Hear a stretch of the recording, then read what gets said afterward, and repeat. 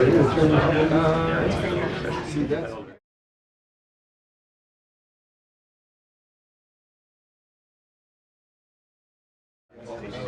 You have the efficiency of being able to shoot.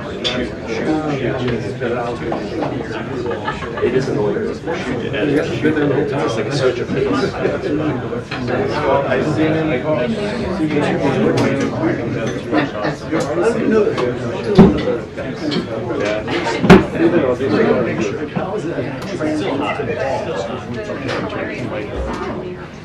It is. It's really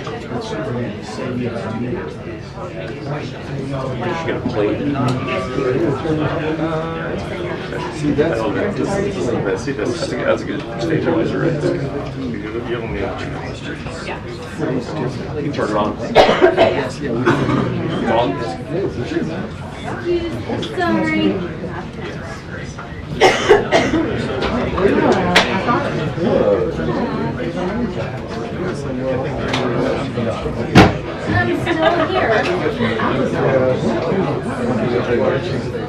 Oh, that's me. I'm sorry. Thank you. Thank you. I appreciate it. You want to roll the box, Dave? She can ask question like that. Let's put it right there. Because I won't want it. Yeah, The rest of the time. Yeah.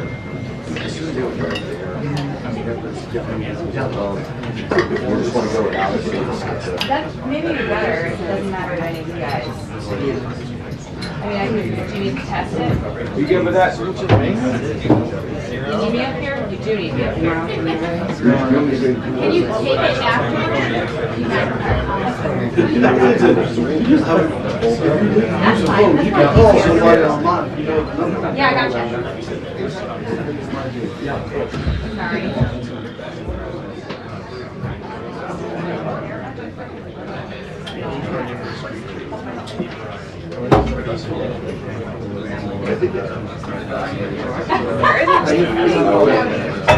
Usually I have to worry about this, but it's not Just take it down there. what I do. Yeah, right. Use my iPhone to get the wide shot of her walking. No. The TV's walking. Yeah, like I said, one more robot right here. Yeah, you put it there. Hey, Tim, how are you?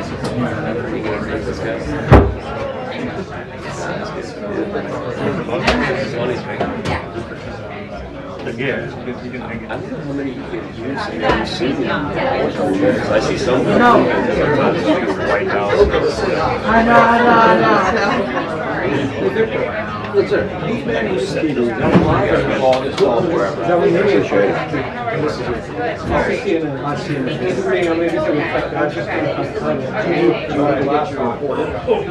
I need to get to, I need to go home. He's swinging. He's swinging now. All right, so I'll get over as far as possible. Yeah, you should be good right there. All right.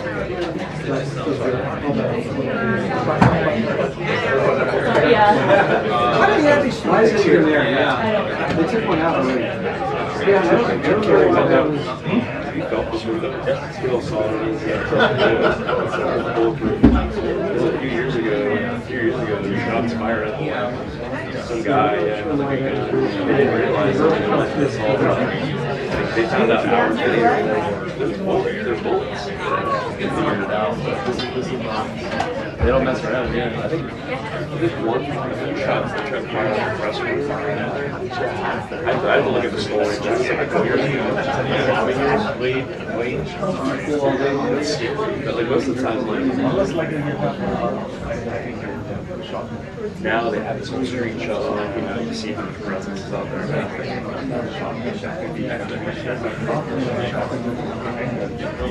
You see a cat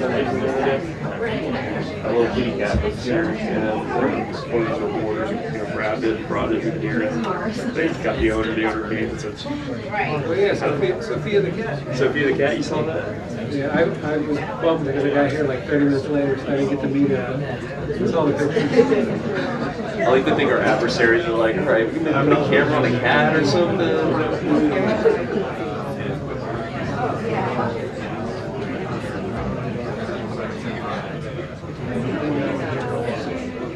Crazy calling guys in the White House. Like, this is the White House.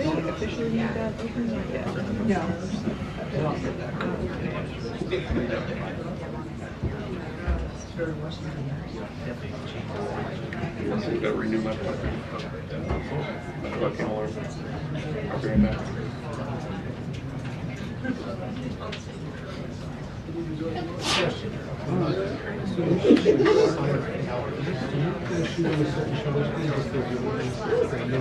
Very good question.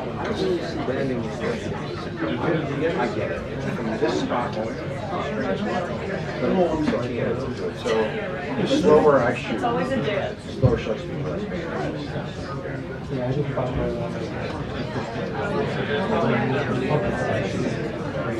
I don't know why it's on this angle.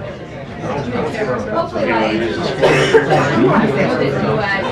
trained warriors are meeting in London tomorrow. And the president has said details of a potential peace deal will likely come out this week. There are some reports that it could include U.S. recognition of Ukraine's Crimea as Russian territory, and there are also always questions about whether the U.S. is willing to issue any sort of security guarantee that Ukraine actually asked for. We've also been told that the mineral agreement should be signed this week, so looking for views on that. Fighting resumed after the ceasefire that was announced by President Zelensky, said that while there were no air raids and there were some sections of the front lines that remained quiet on the political holiday, says the sign saying that Russia can abide by these terms when it so chooses. So we will watch the details on that. There are also going to be a lot of concerns about Defense Secretary Pence that the leadership of the Pentagon after news of this second signal chat emerged, in which he reportedly took information off of the system that is specifically for classified and sensitive information and reportedly shared those details on his personal phone in a chat that included his wife and his lawyer. Hegseth has called this a smear from hoax press who sabotaging the president's agenda. And yesterday, the president did express a lot of confidence in Secretary Hegseth. He said, ask Leavitt how he's doing and touted the highest recruitment numbers in years. But there are some in the president's party who don't see it that way. You can count Congressman John Bacon among them who want to get some answers and are looking to this briefing to answer them whether there is any question in the president's mind of Hegseth's ability to lead the department. So lots of questions on both those topics today. I just like having our force. So fun. Oh my god. It was so physical. Like, as the Knicks started to come back, it felt like so physical. Trash talking. It was crazy. I know my guy is. I loved it. And I haven't been to that many basketball games.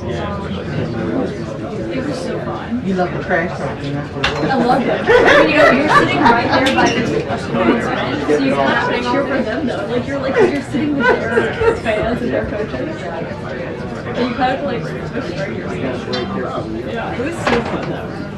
And you know, asking for And they renovated it, so you went to the new Madison. I guess maybe the last few years.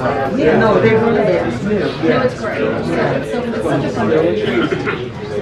One side of the train station. One side. You don't know. But the one-hand train station is amazing, not the middle. That's not amazing. That is very pedestrian.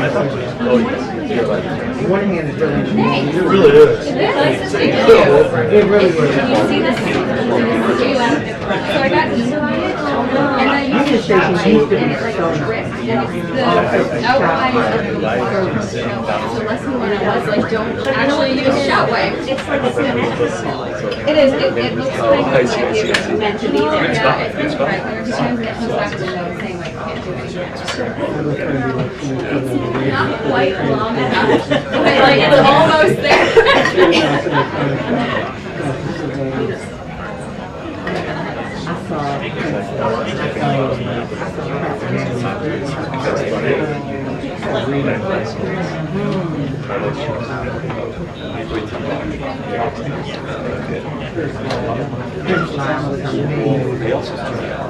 I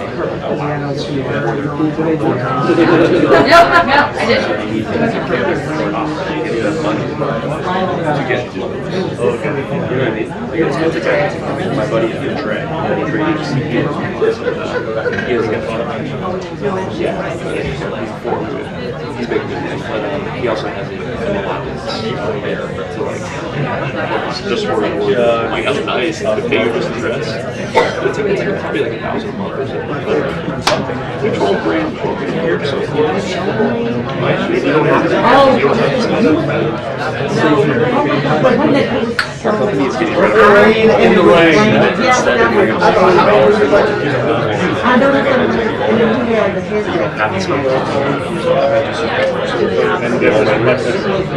I am. 6 or 7 all together. It's one 8 men.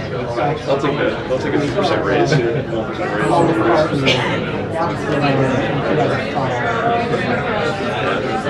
It's gonna be a thing like that because I like having my software.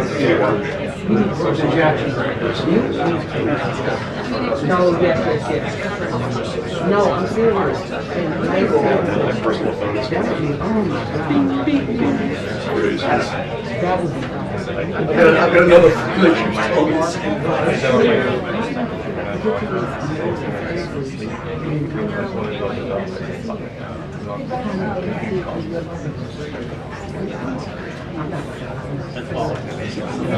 My new favorite ones is I put it on for this just so but at night time That's true. sometimes it's a little Yeah. Now we're talking. That's what I'm saying. You can still, customize it to your family, you can still log in. right, you get like big people that can override it. Yeah. Sorry Dad, sorry Mom.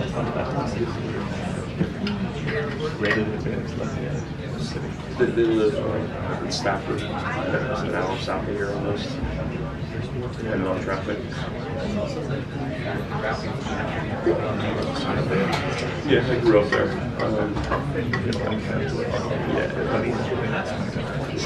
lot of people go basically, some people stay, they go crazy, or they have a job there. I kind of That's right, Kevin. you go to Applebee's. You can see that from there. Yeah, if you hold it closer, I can tell. I think I like the city. I like the city. But Arlington, so there's less crime. Yeah. I'm involved in the Falls Church.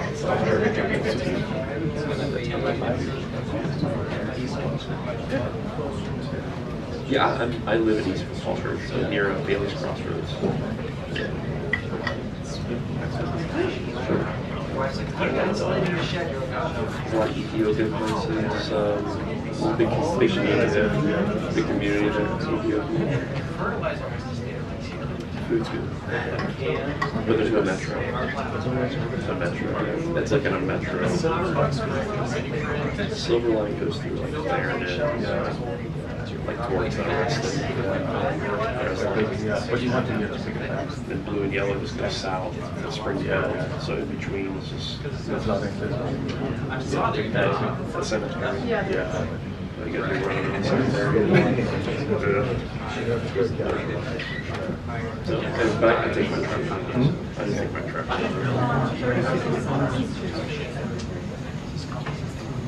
I moved from there. I was having a hard time about Bailey's Crossroads. when I lived in East Boston. So the people coming from East Boston.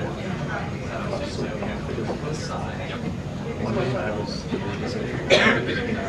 seriously, I finished on one.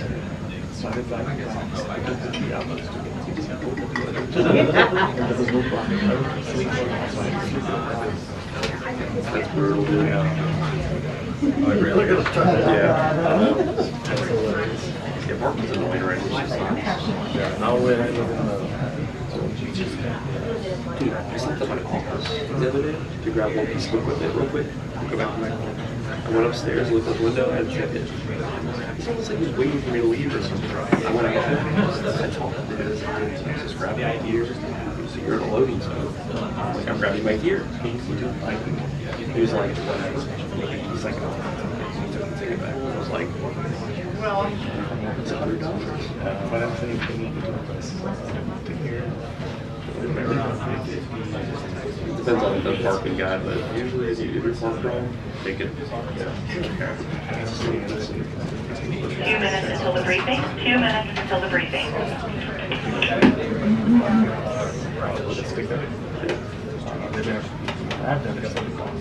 I have a placard that says like free television.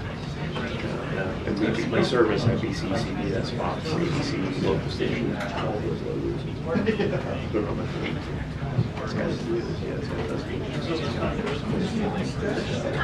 I put myself on there.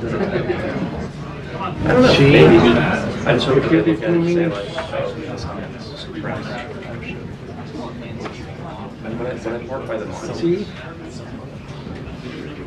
I park by the monument sometimes for like. Única. Thank you. Terminal one. Thank you, Marky. Thank you.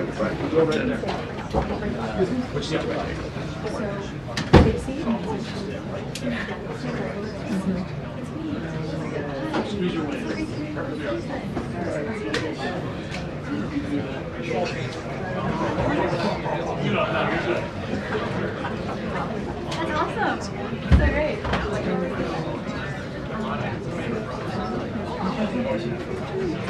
Yeah, you need to be there. You're so cool in person. I never always see you on camera.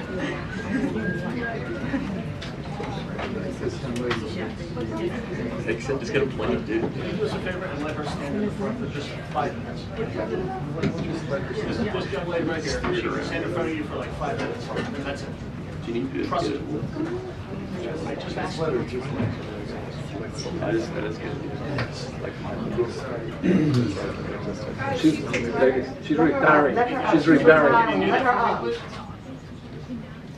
for like 5 minutes. Thank you. Appreciate it. Good job, Be Melissa. part of the photographer too. You were too long not to be recognized. Melissa. Melissa. Go, Melissa. Good to see you all. The thoughts and prayers of the entire White House remain with all of the Catholics around the world who are mourning the death of Pope Francis. Pope Francis touched millions of lives and dedicated his life to serving the Catholic Church. As a mark of respect for his memory, President Trump ordered flags be flown at half-staff, and he will be traveling to attend his funeral in Rome. The president will depart from Washington on Friday morning and return to the United States on Saturday evening following the funeral service. I can also confirm the dates of the president's trip to the Middle East. He will travel to Saudi Arabia, Qatar, and the United Arab Emirates from May 13th until May 16th. And on Thursday of this week, President Trump will welcome Norwegian Prime Minister at the White House for a working visit. The two leaders will discuss trade and regional security. This will be the 13th head of state visit of President Trump's term already. At the border, President Trump continues to deliver on his promise to make America safe again. The Wall Street Journal captured the Trump effect in a recent article. Border crossings grind to a halt as Trump's tough policies take hold. U.S. Customs and Border Protection recorded its lowest southwest border crossings in history in March, and we're seeing the same successes at our northern border. Here's how the New York Post put it. Northern border sector previously overrun by illegal migrants sees dramatic drop in crossings. We haven't seen anyone since November, end quote.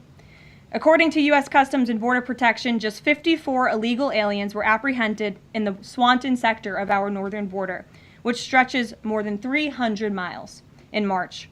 This is a drastic 95% drop from the more than 1,000 border crossings that were caught in March 2024. This is a main hotspot area that recorded more than 80% of all apprehensions along the northern border during the 2024 fiscal year. And new reporting from the Washington Times fully highlights the difference in Joe Biden's disgraceful approach to the border compared to President Trump's. Under Trump, border catch and release has dropped 99.99% from worst Biden month. You can't get much better than that. This statistic in particular is astounding. Border Patrol agents caught and immediately released 189,604 illegal aliens into the United States in December 2023 at the height of the Biden border crisis. But under President Trump, Border Patrol agents caught and released only 20 illegal aliens into the U.S. in the month of February. Thanks to President Trump, operational control of the border is becoming a reality, and the administration's historic enforcement measures are yielding huge results. Illegal aliens are finally getting the blunt message. If you cross the border illegally, you will be swiftly deported and never return to the United States of America. Efforts to arrest the criminal illegal alien invaders are continuing to ramp up. ICE Chicago arrested a Mexican national convicted of predatory sexual assault of a child in Cook County, Illinois. This week, ICE Denver arrested a Mexican national convicted of sexual assault of a child in Houston County, Texas. ICE Miami arrested a Nicaraguan convicted of aggravated battery in Hillsborough County, Florida. ICE Houston arrested a Salvadorian national convicted of attempted sexual assault of a child in Escape in Dallas County, Texas. And ICE Chicago arrested a Mexican national convicted of aggravated sexual abuse of a minor in Illinois. Despite the Democrats' insane objections, President Trump will continue to embolden law enforcement officers to arrest dangerous illegal alien criminals and keep our communities safe. And also, thanks to President Trump's America First economic approach, investments continue to pour into our country. Swiss pharmaceuticals company announced they will be investing $50 billion in the United States over the next 5 years, creating 12,000 new quality jobs. Regeneron Pharmaceuticals also agreed to pay Fujifilm Technologies more than $3 billion over the next decade to help manufacture its medicines in the United States. It's a top priority for President Trump to ensure we are producing critical medicines and pharmaceutical drugs right here in America, and that is exactly what we continue to see happen every day. In other news, the Trump administration has announced we will put an end to Joe Biden's illegal student loan bailout attempts. No student loan has been referred to collection since March of 2020. That comes to an end. On May 5th, the Department of Education will resume involuntary collections for borrowers with defaulted federal student loans. The student loan portfolio controlled by the federal government is nearly $1.6 trillion, but fewer than 4 out of 10 borrowers are in repayment. This is unsustainable, unfair, and a huge liability for American taxpayers. Debt cannot be wiped away. It just ends up getting transferred to others. So why should Americans who didn't go to college or went to college and responsibly paid back their loans pay for the student loans of other Americans? The Trump administration will never force taxpayers to pay student loan debts that don't belong to them. Student loan borrowers need clarity, and we're finally giving it to them. Borrowers will now be clearly expected to repay their loans, and those who default on their loan obligations will face involuntary collections. The government can and will collect defaulted federal student loan debt by withholding money from borrowers, tax refunds, federal pensions, and even their wages. America is $36 trillion in debt. We must get our fiscal house in order and restore common sense to our country. If you take out a loan, you have to pay it back. It's very simple. President Trump will not kick the can down the road anymore. Before we open it up to questions today, I want to commend our pool photographer who is in the room with us today. ABC News photojournalist Melissa Young is retiring after 44 incredible years on the job, covering here at the White House.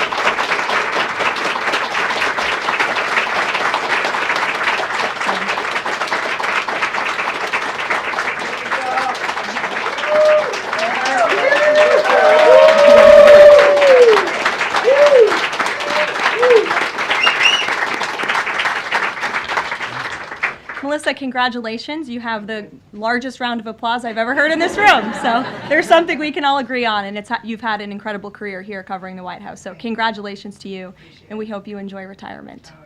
I'm sure you will. And everybody else in the room will be very jealous of you as you're enjoying your rest. All right, let's get to it. We have an individual in our new media seat today. His name is Tim Pool. He's a political commentator and a media entrepreneur with millions of followers, a very big platform. Currently hosts Timcast IRL, a daily news and discussions show, and The Culture War, a weekly podcast exploring cultural and political issues.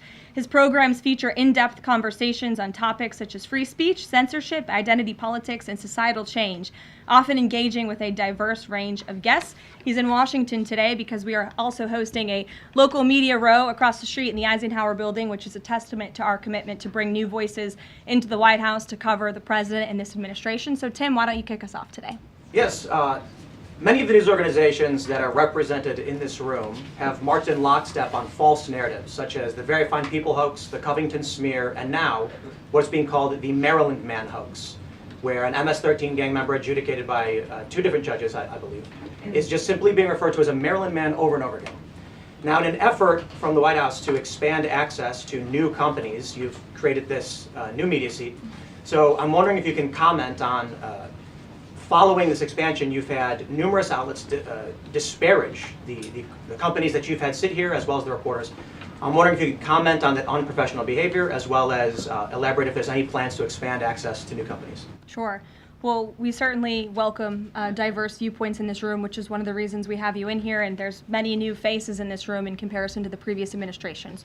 We want to welcome all viewpoints into this room. We welcome unbiased journalists who really care about the truth and the facts and the accuracy, and you rightfully pointed out the Maryland Man story, which I, from this podium, when The Atlantic published it, on that very first day, I came to this podium and said, this is wrong. The press in this room have this story wrong, and we have seen more and more evidence come to the table that we have had all along. We were always right. The president was always on the right side of this issue to deport this illegal criminal from our community. And it is despicable to see the media continue to refer to this individual as someone who is just a peaceful man living his life in Maryland. This was and always has been an illegal criminal, an MS-13 gang member, and a designated foreign terrorist. And the administration maintains our position to deport these individuals from our community. So thank you for being here, Tim. It's great to see you. Thank you. Dasha, why don't you kick us off? Thank you, Karoline. You're welcome. I really appreciate it. I have 2 questions, one on the Pentagon and another on the economy.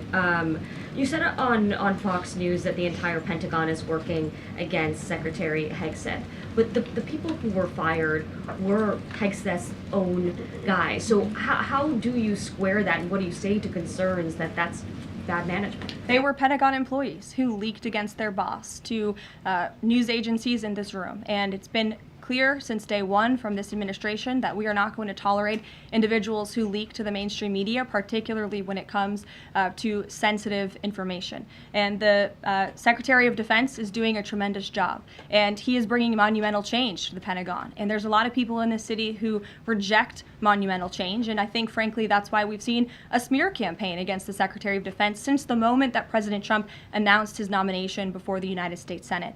Let me reiterate, the president stands strongly behind Secretary Hegseth and the change that he is bringing to the Pentagon, and the results that he's achieved thus far speak for themselves. Is there an FBI investigation into the leaks? The Secretary said that these people would be prosecuted, so is the FBI investigating? You'd have to ask the FBI, you have to ask the Department of Justice on what they plan to do, but certainly we take leaks with the utmost seriously across this administration. You've seen people fired from the Department of Homeland Security. The president has made it clear it's an unacceptable behavior. On the economy, Karoline, Peter Navarro said that it's perfectly possible to do 90 deals in 90 days. We haven't seen one just yet. How soon might we see a deal, and what evidence can you share that progress is being made in these trade negotiations? Sure. Well, I spoke to our entire trade team this morning. There is a lot of progress being made. We now have 18 proposals on paper that have been brought to the trade team. Again, these are proposals on paper that countries have proposed to the Trump administration and to our government. You have Secretary Bessent, Secretary Lutnick, Ambassador Greer, NEC Director Hassett, and Peter Navarro, the entire trade team, meeting with 34 countries this week alone. We are moving at Trump speed to ensure these deals are made on behalf of the American worker and the American people. And just yesterday, it seemed to get a little bit lost in the news, and I think it's a disservice to the American public that it did. The Vice President announced terms of reference for a trade deal with India. That is a big deal. We know when we look at the numbers, the monetary trade barriers and the non-monetary trade barriers from India, they have been ripping off the United States and American workers for a very long time. So the fact that the Vice President with Prime Minister Modi on that trip in India announced these terms of reference, which is essentially a framework to move the ball forward to sign a good trade deal between our two nations, is great progress, and it speaks to the work ethic and the real labor that's being put into this effort by the president's trade team. Sure. Go ahead. The proposals that you talk about, is that enough to extend the pauses on these reciprocal tariffs, or does the president need to see, these deals inked and signed to offer any sort of additional extension beyond the 90 days? Well, look, ask me in July when the deadline hits. I know I'll be answering those questions from all of you in this room. There's a lot of time left, and the president's trade team is working, again, at Trump speed as quickly as they can to ensure that these deals can be made. Are any of those conversations yet with China happening?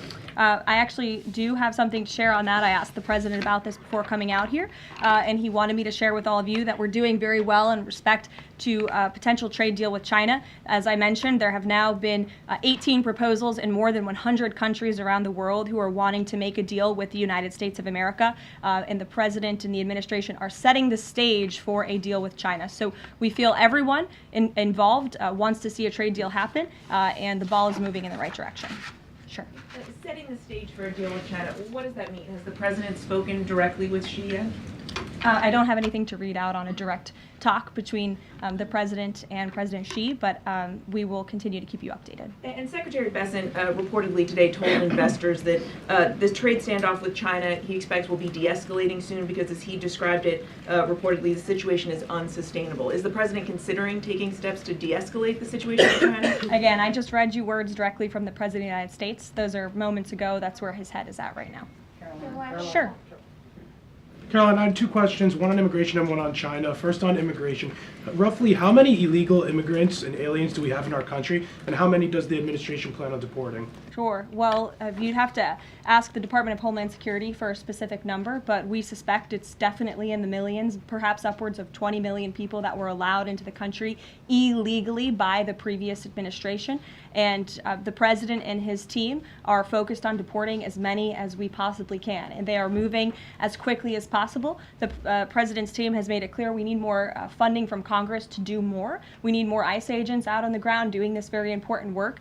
And we also need rogue district court judges to stop acting as judicial activists, trying to block the administration from deporting illegal criminals from our nation's interior. The American public elected the president to do this, and he's following through with that promise. And we have over 250,000 Chinese nationals in our country right now on student visas. Does the administration believe there's any national security concern when it comes to those over 250,000 Chinese nationals in our country? Well, as you know, when it comes to foreign visas, the Secretary of State has the right to revoke visas of those who we feel are acting in a adversarial way to our foreign policy interests here in the United States. He has that authority according to the Immigration and Nationality Act. So I would defer you to the State Department for any individual case, but they are looking at individuals who are given the privilege of being on a visa in our country, and if they are acting, again, adversarial to our foreign policy interests, their visa can be revoked, and they should be aware of that. Sure. Go ahead. Yes. I'm calling on you. Thank you, Caroline. You're welcome. Over the last few weeks, several countries have warned their citizens about travel to the U.S., and the Department of Commerce's own stats know that from a lot of countries, the number of visitors is falling. Does the White House have any message for people that might be reconsidering business or tourism travel to the U.S.? Where did you see that report? With the statistics coming from the Department of Commerce. Said what? It's hard to hear you. Sorry. That visitors from a lot of countries have fallen in the last 3 months. I'd have to look at that report to comment on the merits of it. I think most people around the world recognize the United States of America is a great place to do business. It's a beautiful place to visit, and they should certainly come here because it's a much safer country than it was 4 years ago under the previous president. Libby, good to see you. A question about this upcoming announcement from HHS to ban food dyes. During the first week of the administration, the FDA announced that it's pulling its plan to ban menthol cigarettes.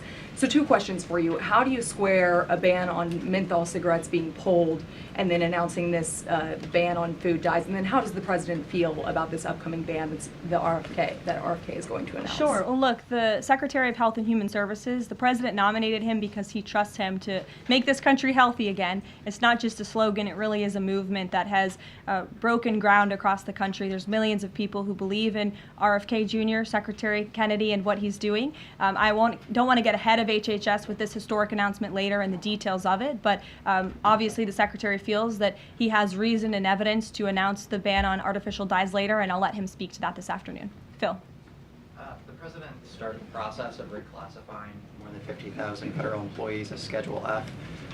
We've already seen him march through a number of government agencies. I'm curious, should we expect mass firings, or is this a case-by-case approach, a scalpel or a sledgehammer?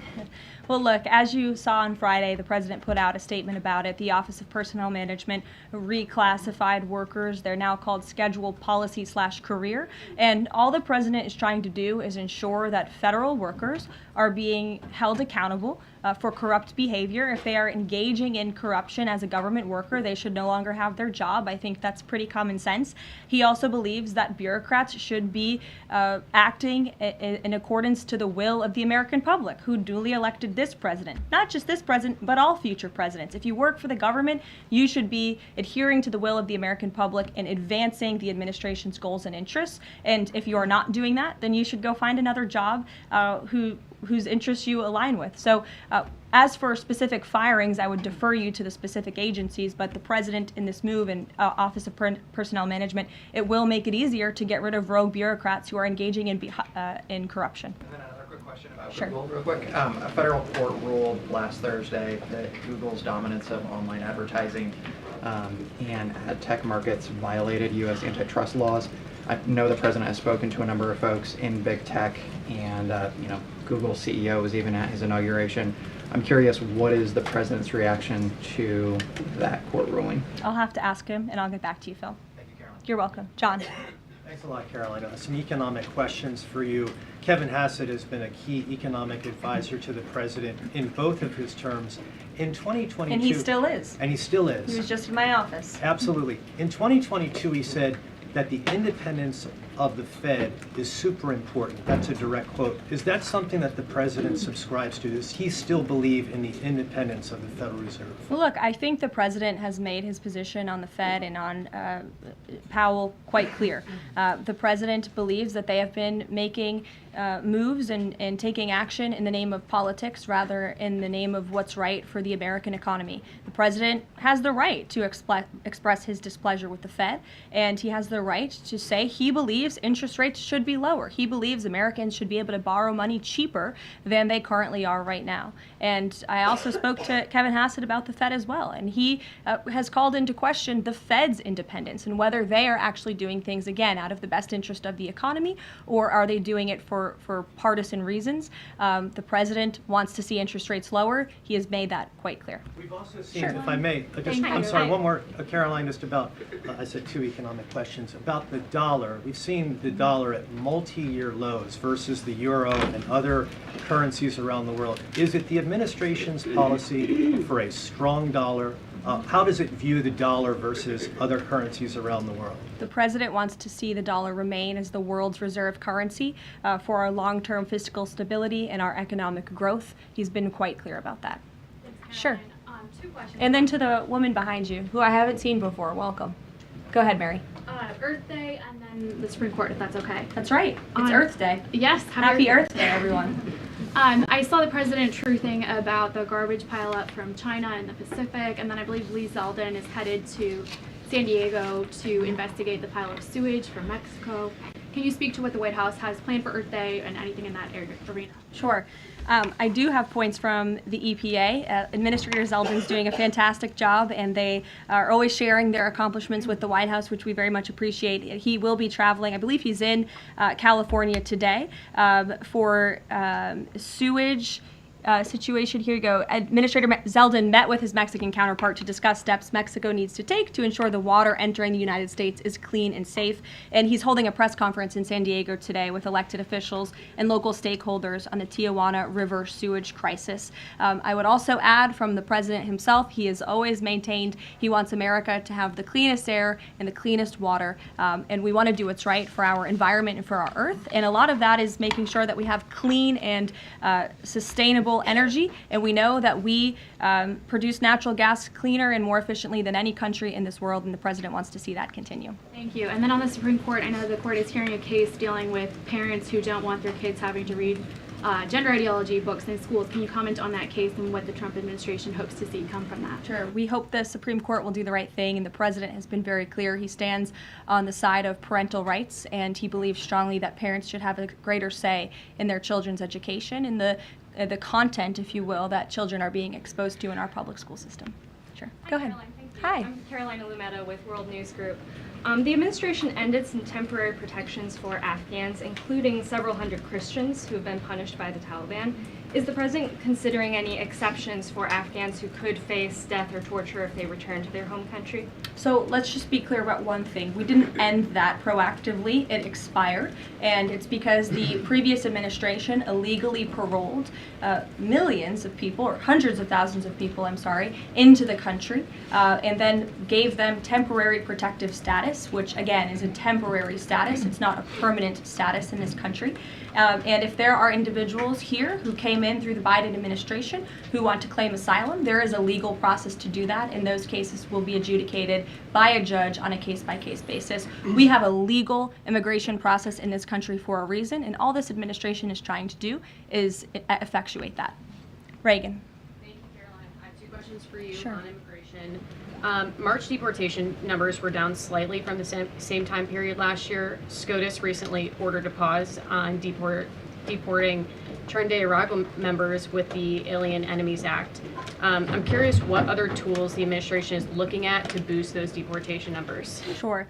Well, we are obviously complying with the court's order. However, it was a temporary pause. The Supreme Court basically said, sit tight, and they will follow up with an order, and we're confident that the Supreme Court will rule on the side of law and recognize the president absolutely has the executive authority to deport foreign terrorists from our nation's interior under the Alien Enemies Act. We feel very strongly about that, and we're confident the courts will side with the president and his executive authority. As for deportations, we continue to deport illegal criminals under Title VIII, which is an immigration authority given to our Border Patrol agents and the Department of Homeland Security to deport illegal criminals from this country. And the administration continues to do that at record speed as quickly as they can with the resources that they have. They recently dropped charges against the MS-13 leader caught in Woodbridge, Virginia, with the idea that this will expedite the deportation process. Does the administration plan to drop charges against other criminal illegals to speed along the deportation process? You'd have to ask the Department of Justice. Obviously, that's within their purview, and I can't speak for them. However, it is our goal to deport as many illegal criminals and aliens from our country as we possibly can, as quickly as we can. Jackie. Thank you, Caroline.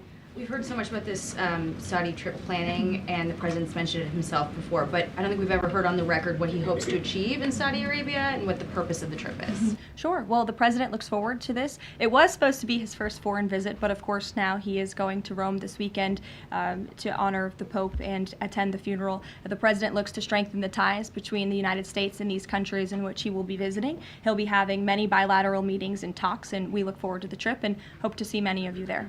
And the meetings in London this week, do they have any nexus with the plans in Saudi Arabia? I can't speak to that. However, I do have an update on meetings when it comes to the Russia-Ukraine war. I was just in the Oval Office with the President, Steve Witkoff, and they wanted everybody to know that the negotiations continue. We feel, again, we're hopefully moving in the right direction, and the special envoy, Steve Witkoff, will be heading to Russia again later this week to continue talks with Vladimir Putin. Is that why Rubio is not heading to London? Is he accompanying Witkoff to Moscow? I can't speak for the Secretary of State's travel schedule. I'd defer you to the Department of State. And then more broadly, just about the peace agreement, the talks that are ongoing. Secretary Rubio had said that if things don't go the right way, that the U.S. might need to take a step back. What does stepping back look like? Is that a step back from brokering peace, or would that imply a broader withdrawal from U.S. support for Ukraine and the war? Look, I think it would be unwise for me to broadcast that from this podium. Ultimately, that's a decision for the president to make, but he's made it very clear he wants to see peace, he wants to see this war end, and he wants to stop the killing on both sides of this war, and he's been very clear about that for quite some time, and he has grown frustrated with both sides of this war, and he's made that very known. Caroline, Brian. thank you. Thank you, Caroline. Last week, the president talked about nonprofit groups, specifically taking on Crew, and he hinted that there could be further actions taken against nonprofits. Does the White House have any plans for any sort of actions against NGOs, nonprofits, or other similar groups? Is any of that coming up? Is that being worked on at this time? I'll have to check in with our policy team and get back to you. Sure. Thank you, Caroline. Travis Gilmore with the Epoch Times. Are some colleges using taxpayer funds to further political agendas? And what is the administration's response to Harvard's lawsuit? Sure. Well, the president has made it quite clear that it's Harvard who has put themselves in the position to lose their own funding by not obeying federal law.